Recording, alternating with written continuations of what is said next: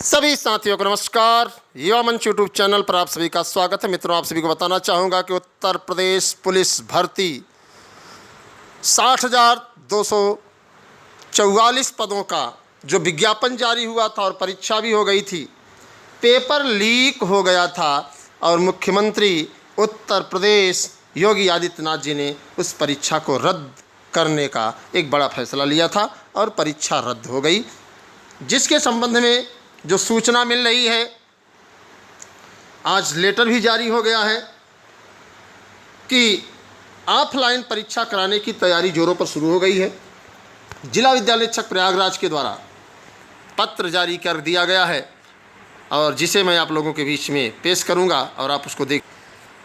सीधे सीधे लिखा है, प्रेषक जिला विद्यालय शिक्षक प्रयागराज सेवा में समस्त प्रधानाचार्य राजकीय अशासकीय सहायता प्राप्त वित्त विहीन उत्तर प्रदेश तमाम विद्यालयों का नाम दिया गया है। ऑफलाइन परीक्षा हेतु परीक्षा केंद्रों की सूची उपलब्ध कराए जाने के संबंध में अब आप देख सकते हैं कब होगा। 30 मार्च 2024 का संदर्भ ग्रहण करने का कष्ट करें। आज ही के दिन ये लेटर जारी हुआ है, पत्र जारी हुआ है।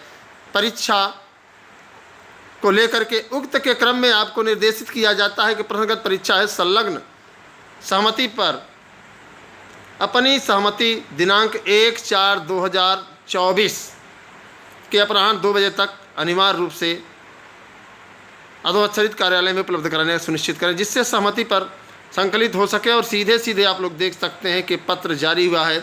पुलिस महानिदेशक अध्यक्ष उत्तर प्रदेश पुलिस भर्ती एवं प्रोन्नति बोर्ड लखनऊ, जिलाधिकारी महोदय प्रयागराज, अपर जिलाधिकारी नगर प्रयागराज PN सिंह जी हैं, जिला विद्यालय निरीक्षक, जिन्होंने जारी किया है। अब आप देख सकते हैं कार्यालय जिलाधिकारी प्रयागराज। 30 मार्च आज है और पुलिस भर्ती प्रोन्नति बोर्ड द्वारा आयोजित कराए जाने वाली विभिन्न भर्तियों की ऑफलाइन परीक्षा हेतु परीक्षा केंद्र की सूची उपलब्ध कराए जाने के संबंध में आप लोगों के बीच में है।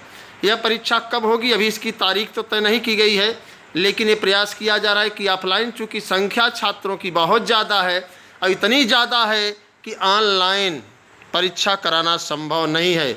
अब सवाल उठता है कि आखिर क्या इस बार भी पेपर लीक होगा या नहीं होगा। तो आप सभी को बता देते तो वक्त बताएगा। अगर सरकार पुख्ता इंतजाम नहीं करती है परीक्षा कराने का तो निश्चित तौर पर हर बार की तरह इस बार भी पेपर लीक हो सकता है। ऐसा नहीं कहा जा सकता, दावा नहीं किया जा सकता, लेकिन सरकार से गुजारिश है कि पेपर लीक होने को रोकने के लिए एक पुख्ता इंतजाम, तगड़ी व्यवस्था, कड़ी सुरक्षा होनी चाहिए। और ऐसे में यह तभी संभव है मित्रों जब सरकार की इच्छा शक्ति प्रबल होगी। हालांकि अभी तक जितने पेपर हुए हैं, चाहे 68,500 की बात हो, 69,000 की बात हो, LTGIC की बात हो, TGT की बात हो, पुलिस दरोगा, जिस क्षेत्र में आप देखेंगे पेपर लीक की बातें आप लोगों के सामने आई होगी। यहाँ तक कि BTC DLED के भी पेपर लीक हो जाते हैं। तो आप लोग देख लिए परीक्षा को लेकर के ऑफलाइन परीक्षा होनी है और आप सब गंभीरता से तैयारी में जुट जाइए। कभी भी परीक्षा हो सकती है चुनाव आचार संहिता के बाद।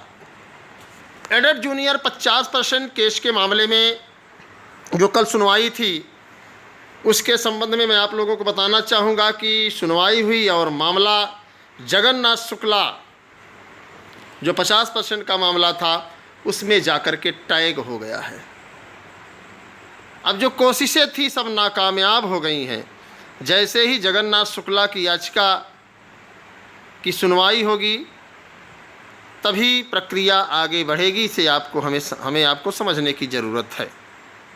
जो भी साथी हैं, अगर आप 50% में हैं, जूनियर शिक्षक भर्ती से संबंधित हैं, आपका रिजल्ट नहीं आया है, तो आप लोग थोड़ा सा सक्रिय होइए।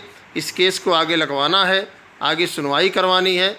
अन्यथा की स्थिति में आप सब समझ सकते हैं कि ये भर्ती एक लंबा समय लेगी और इसमें तमाम साथियों का नुकसान होगा। फैसला आप सभी को करना है मित्रों, निर्णय आपको लेना है। और आप सब देख रहे हैं कि लक्ष्मण कुमार एंड 2 अदर्स 3 साथियों ने संघर्ष किया और ये लड़ाई लगातार जारी है और ये 50% का मामला है।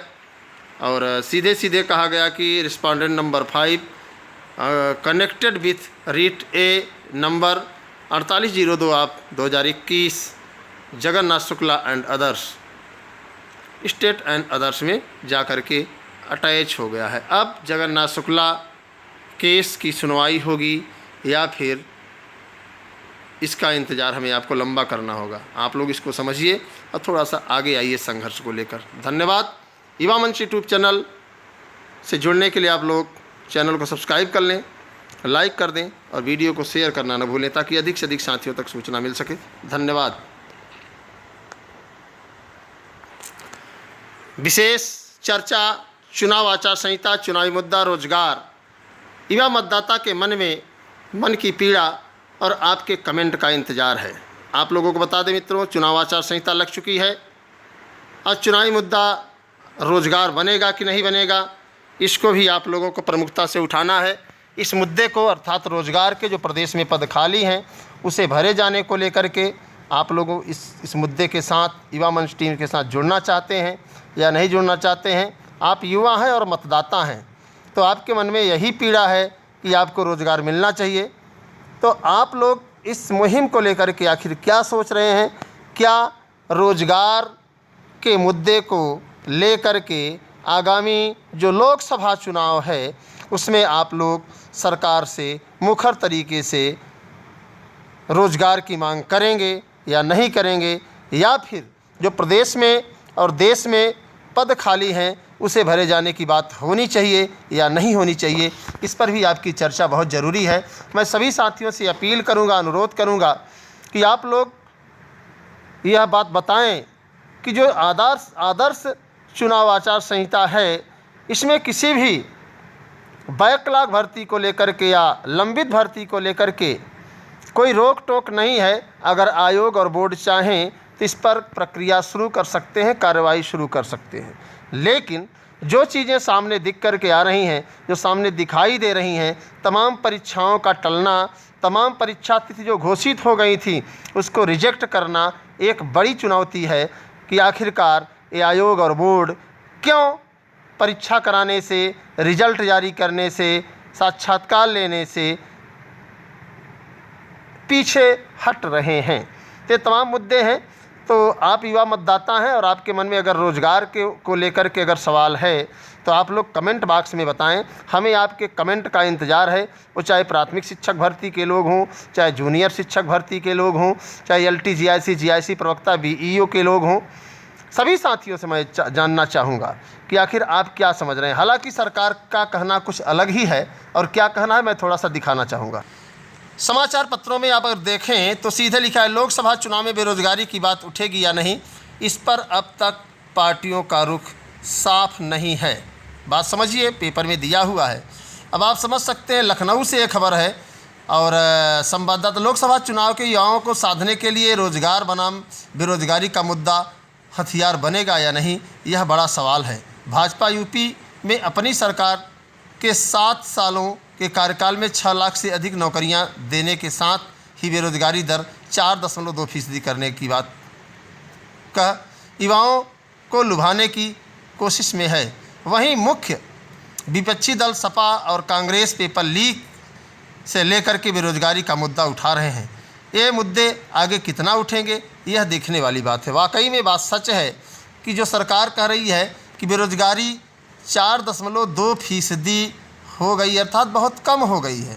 लेकिन अभी आपने देखा, हाल ही में एक रिपोर्ट आई है, उसमें आप लोगों ने देखा होगा कि रोज़गार को लेकर के सीधे सीधे कहा गया 100 में 83 लोग बेरोज़गार हैं। ये बड़ी बात है। तो ऐसे में 83% बेरोज़गारी है, लेकिन सरकारों का कहना है कि 4.2% बेरोज़गारी है। यह बड़ा कष्टकारी विमर्श है और सवाल है।